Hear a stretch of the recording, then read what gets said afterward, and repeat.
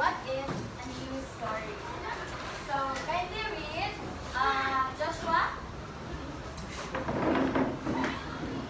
A news story is a journalistic, factual presentation of news about current events, typically one presented as a narrative account. It provides positive, context, and context and factual information to our readers, reporting on current affairs that are usually Is it okay? Okay na? Okay, so what does it mean? In news story, a news story is journalistic factual presentation. So we know that in news story, it provides concise and factual information. So everything we saw in the news are examples of a news story. Like for example, the statement I have presented before, but then again, not all the articles published in the internet is reliable. So you really need to be careful in reading. So now, in the structure of a news story, there are elements that we need to discuss. So first, we have the sentence length. So sentence length keeps sentences that are relatively short. So aim for concise, direct sentence, often no more than use 25 words. So when we say in writing an article, you don't have to write everything or anything you need to write on that specific article. All you have to do is to write the statement that is you think is more concise and direct. So no more than 25 words. So remember that you don't have to write anything. You don't have to write it in almost 15 paragraphs. All you have to do is to write it in a direct sentence only. So using the subject verb object formula whenever possible help.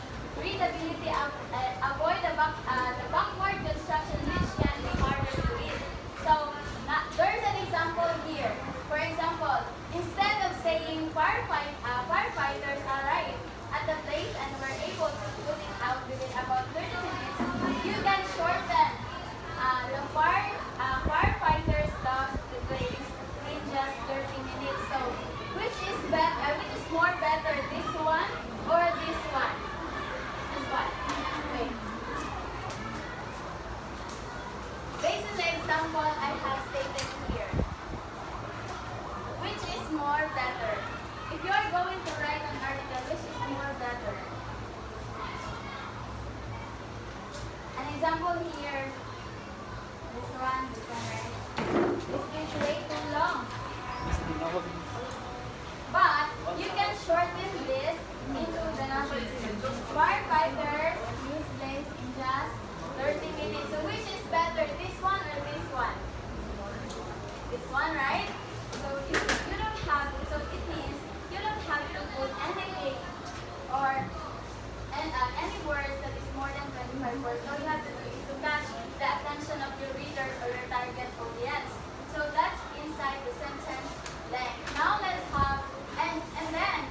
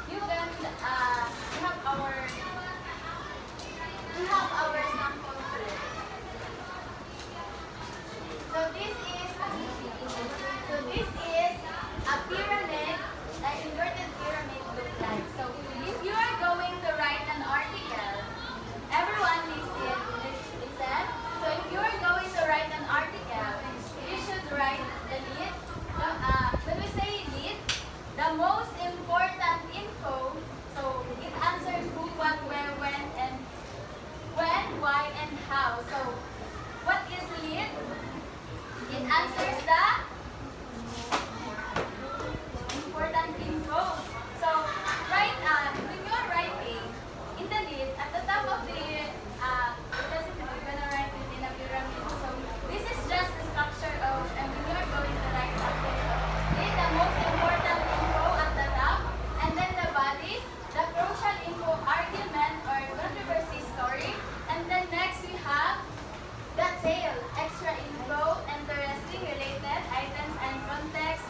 So this is how, and this is why when you are going to write an article, inverted pyramid will really advise about when you are going to write something. So please, do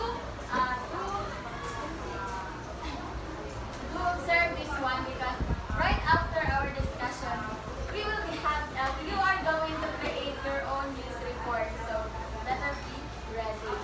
Next, we have the details included. So in writing an article, what are the details that we need to include? Do you have any idea what are the details that we need to include in writing? Yes? How about you? Do you have any idea? What are the details must be included when you are going to write an article?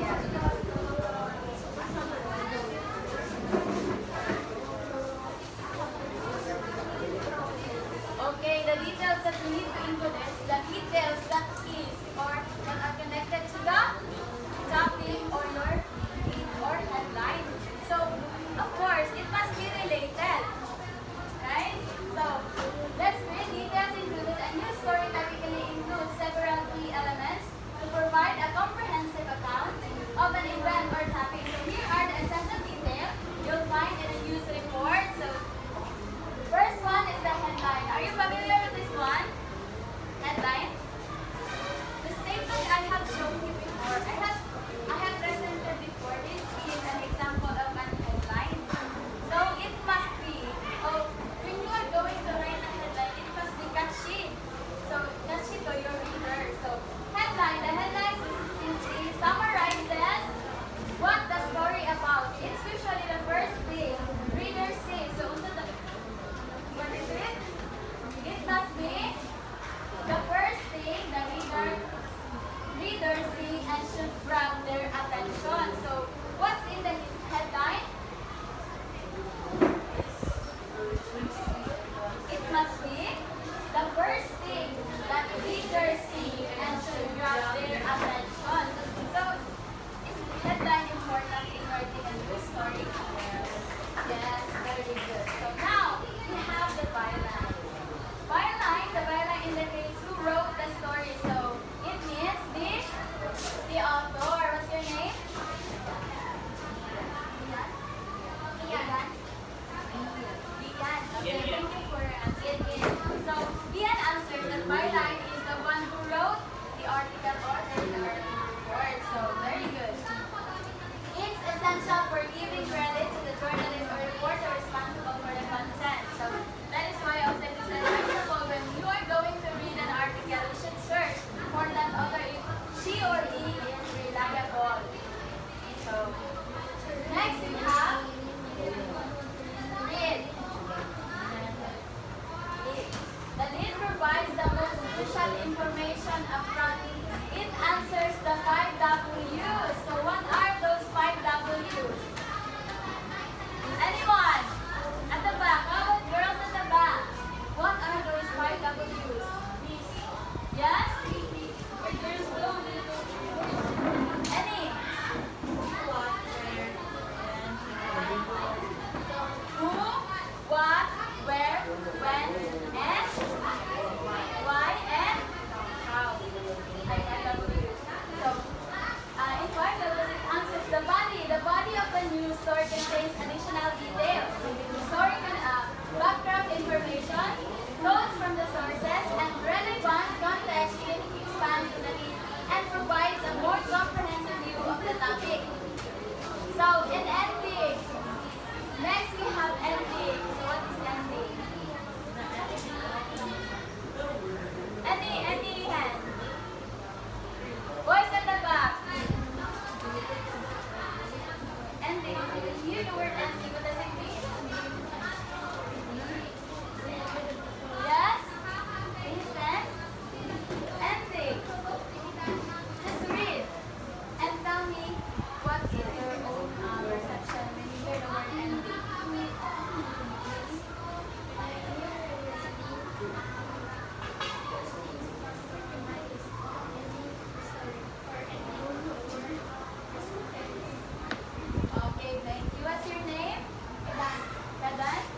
Done? Okay, thank you. Thank you for your answer, Dan. So, when I say ending, it might provide a broader perspective or highlight implications or suggest future development related to the story. So, we can see here when we have the body and the conclusion. So, this is where the ending or this is how ending works. So, any questions? None? So are you ready for our activity? Yes. Are you sure? Yes. Sure. Yes. How many percent? 9%. Okay, so our activity this morning, you will identify. So you will be divided, the class will be divided into three groups. So just count 1, 2, 3. Start here, 1, 2, 3, and then all number 1 here, number 2, and 3 at the back. So count. 1, 2, 3, 1, 1, 2, 1,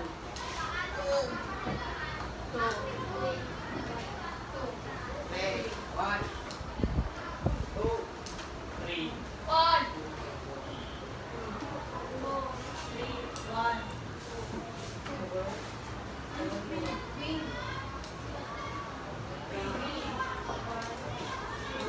yes, 1,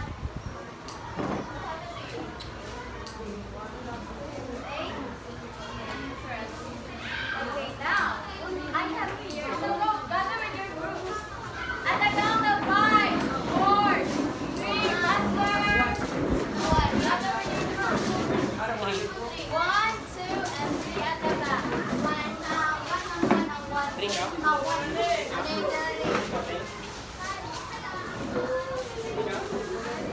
Gumangawan ka dong. Okay, can you pick one? Where's the group 2? Just hold this first. Hold this one. Group 3. Ano ba? Nagjalan ka.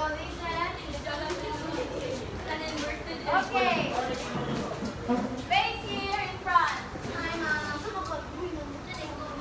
Okay, everybody listen for the instructions so that you might not ask questions right after this. So, I have prepared here a statement, and then all you have to do is you will identify if this. Are you with me? Yes. Okay. If you will identify if the statement is inverted or non-inverted, just remember when we say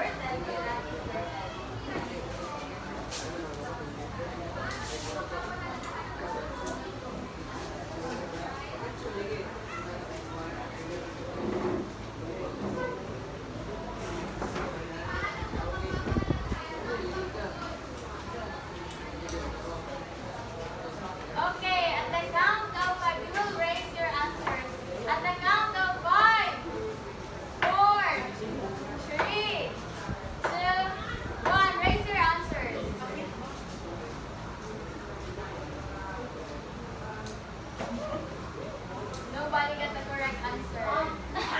It is a non-inverted type of statement. Now, number 2. Let's have the second statement. Read carefully because all your answers will read 5 points. So analyze the statement carefully.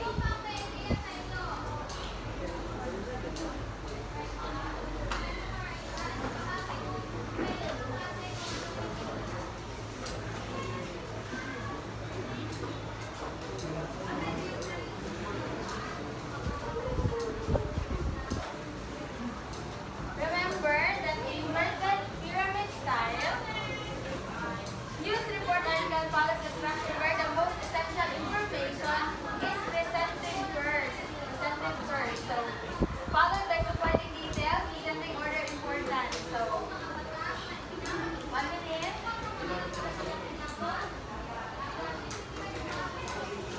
Ano yung big sense?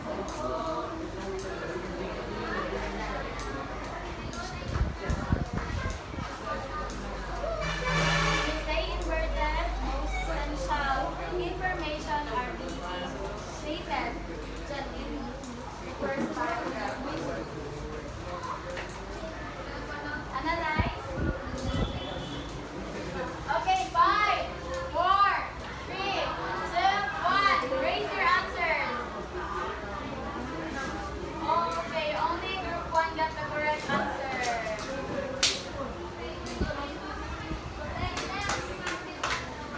Okay. Statement number 3.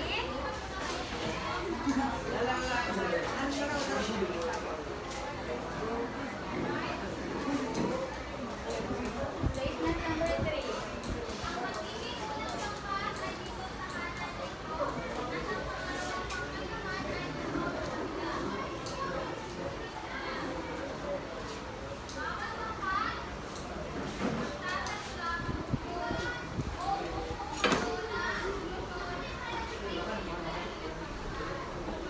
At the count of 5, 4, 3, 2, 1. Raise your answers. How about at the back? Oh, only group 1 and 2 got the correct answer.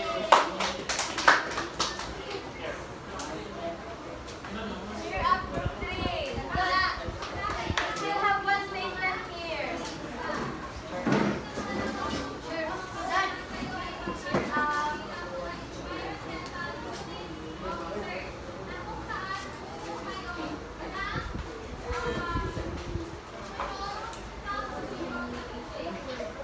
Read the statement carefully.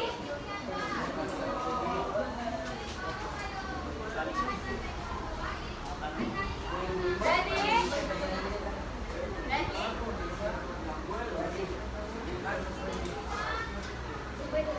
Okay, at the count of 5, 4, 3, 2, 1. Raise your answers. Inverted. Okay, everyone get ready. So our winner is group 1. And a total of 15 points, 10 points for group 2 and 5 points for group 3. Let's give clap for group 1. 3 claps for group 1. Okay. Jolly. Go back to your seats.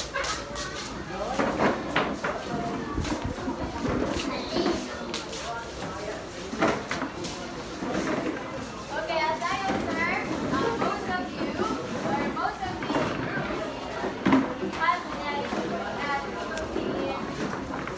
analyzing the statement right. It's not easy. That is why we are advised to read it almost 3 times or 5 times for us to get the correct answer. So now, how did you find the activity class? Is it easy or difficult? Easy for this group since they are the winner. How about group 3? We're the group 3. How did you find the activity? Is it difficult or easy? Is it very difficult? Yes, I do understand.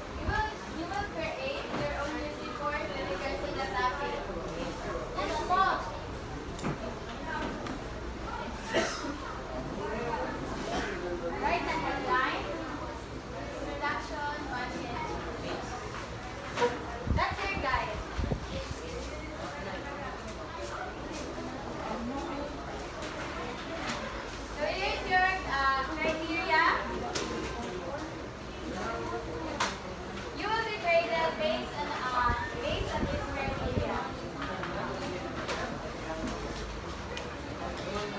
Okay?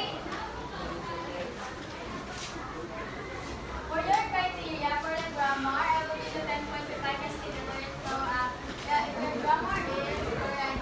For the content, if I can see that you gave the introduction, the body, and the conclusion of your news report.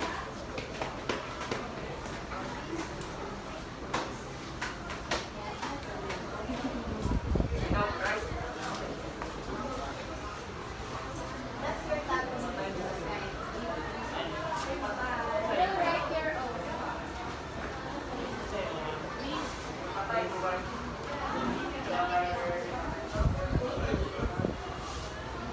You don't have to write that. Just write anything in paragraph. So that I will identify.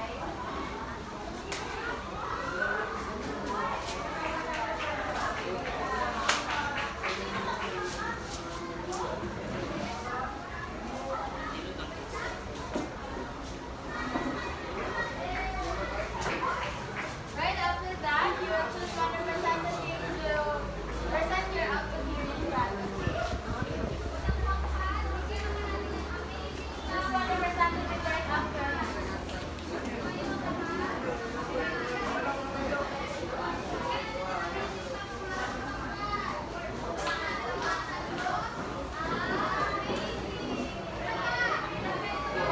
I only have 4 minutes. So faster.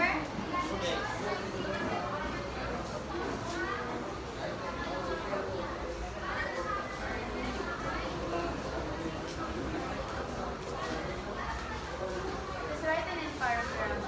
Then you will choose one representative to present your output in front. Oh yes. You don't have to write in 10,000 words. Just write it, let it be.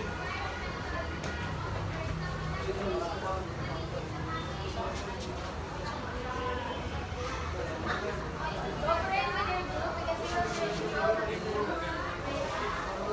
will be graded 5 points. If I can see that all of you collaborated with your group, I am just observing